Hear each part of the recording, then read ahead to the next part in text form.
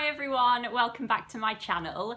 So firstly, we have a different background, as you can tell. I just kind of fancied filming somewhere a bit different and trying out a few different things, so we're here on my bed, I hope you like it. And secondly, I also have some new lights for filming, which is pretty exciting. I've kind of been playing around with lighting for the past month or so. I've bought a couple of different things, and at the moment I've got these big softbox lights, and I think these are the best. I think these are the ones I'm going to be sticking with. I feel like they're making me look brighter, but also my background looks quite bright as well. Feedback is welcome. So today I just thought I would have a little chat with you guys about some of the things that I'm reading at the moment and some of the things that I'm planning on reading over the next couple of weeks as we get closer to Halloween. Halloween tailored reading isn't actually something I've really done in the past. If I'm honest, I don't really tend to get that much into the spirit of Halloween, and that isn't because I don't love a holiday. I definitely love a holiday. Christmas is like my favourite time of the year.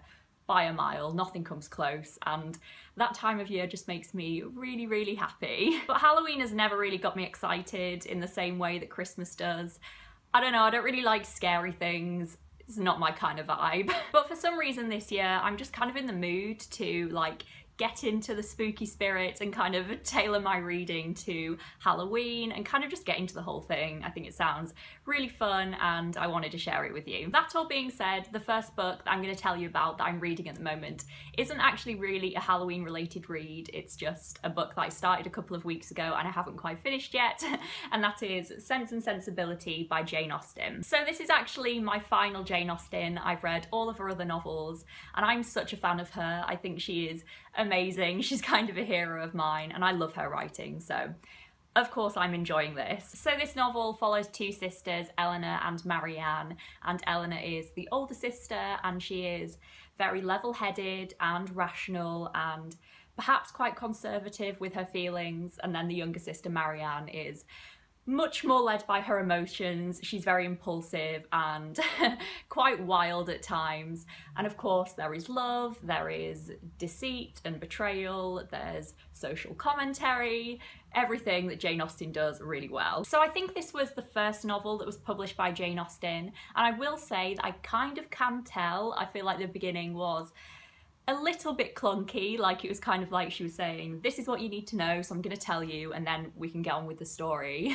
But overall it is amazing. I am absolutely loving it. It's such a joy and it's basically everything I wanted. Since I've been reading this book, I have actually been kind of floating the idea of perhaps doing a Jane Austen related video over the next month or two where I talk about my reading experiences with all of her books and perhaps rate them in my opinion, so her worst to her best, or the one I liked least to the one I like best.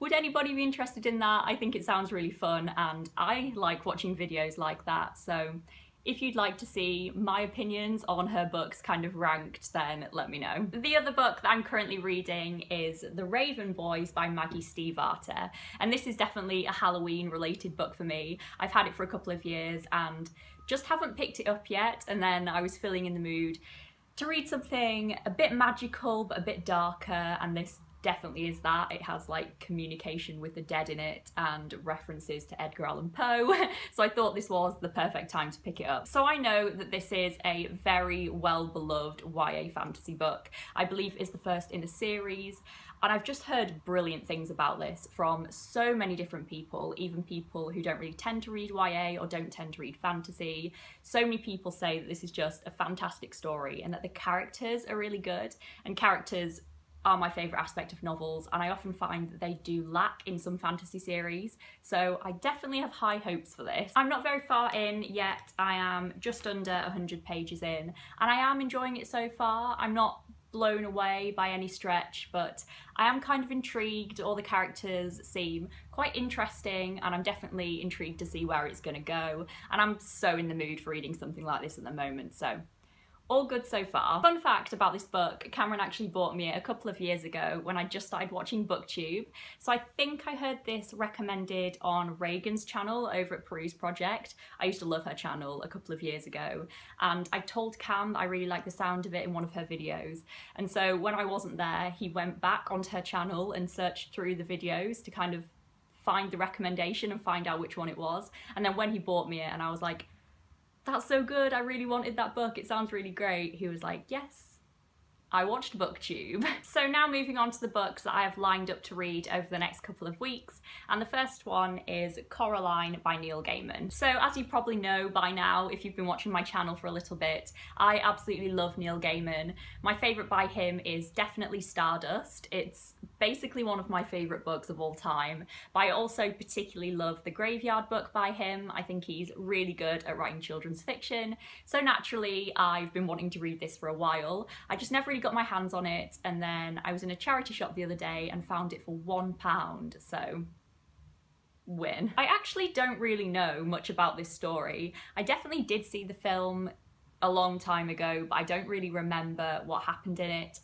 I think she lives in a house and there's a door, and if she goes through the door there's like an alternate version of her house and an alternate version of her family that's like really creepy. I don't really know, but I'm excited to get to this anyway. I think it's going to be a perfect, fun Halloween read. And another book that I want to read over the next couple of weeks is There Once Lived a Woman Who Tried to Kill Her Neighbour's Baby by Ludmila Petrushevskaya. So this is a collection of short, scary fairy tales, as it says on the front, and that just sounds perfect. I absolutely love fairy tales. I love dark fairy tales, and I really want to read more of them, so I think this just sounds so great. The back is actually really, really intriguing. It says, "In these blackly comic stories of revenge, disturbing deaths, midnight forests, magic, and haunting melancholy, Ludmila Petrushevskaya blends miracles and madness in the darkest of modern fairy tales." I just think this sounds delicious and dark and magical, and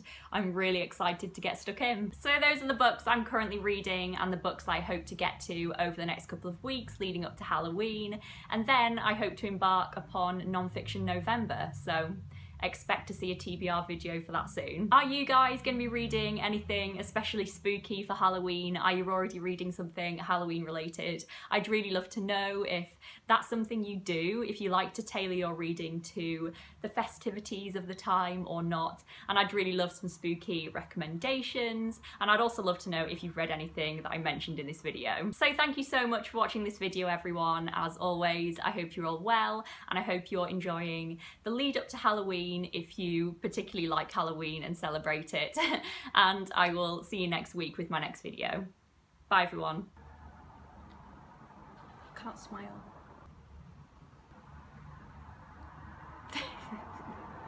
Okay, thanks. Okay.